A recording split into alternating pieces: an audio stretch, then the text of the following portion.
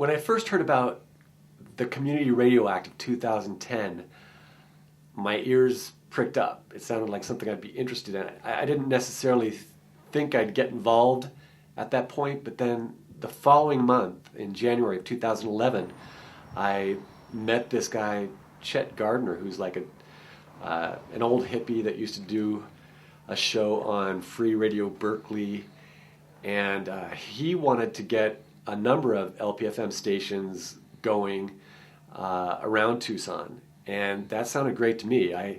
I quickly volunteered to be a part of that. I think it's going to happen. It's going to be great to be involved in something like this from the ground floor. If I'd have known at first how long it would take and how much work I'd be doing to get a station going, I doubt I would have committed to it.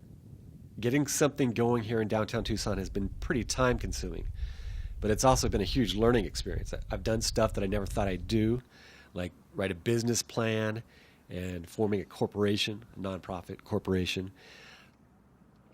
It's currently called LPFM Downtown Tucson.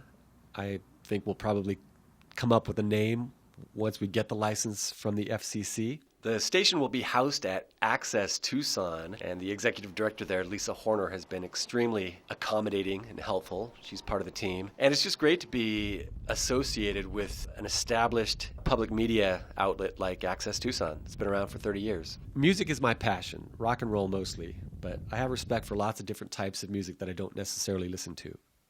Commercial radio is so bad. Most of the stations in the country are owned by just a handful of corporations, and so you get the same playlists from town to town all across the country. It's completely mainstream or lamestream. It's all corporate approved and intended for the lowest common denominator. There's so much great music that never gets played on any commercial stations. I want to make sure it gets heard. LPFM radio is a chance to level the playing field a little bit. We can expose people to great art on the airwaves. Plus, we'll play the best music from the community, and Tucson really does have a nice local music scene.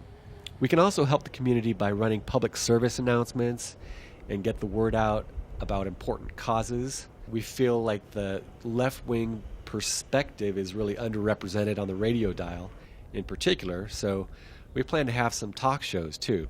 The hyper-localized aspect is pretty cool. We'll be able to bring the community together, literally. We could say, for instance, hey, there's going to be an anti-war protest down at the Federal Building this afternoon, so get your signs ready. And, we can really make that kind of thing happen. We can bring people together. We've been establishing a presence downtown. Those 2 benefit concerts garnered some press in the local papers, and we've attended certain events to talk to people about what we're doing. I really want this station to reflect the diversity of the community. There's a video running on Access Tucson currently that has Chet Gardner and me talking about LPFM radio, so people know it's coming, and most people really seem to love the idea. Support LPFM downtown in Tucson. Along the coast.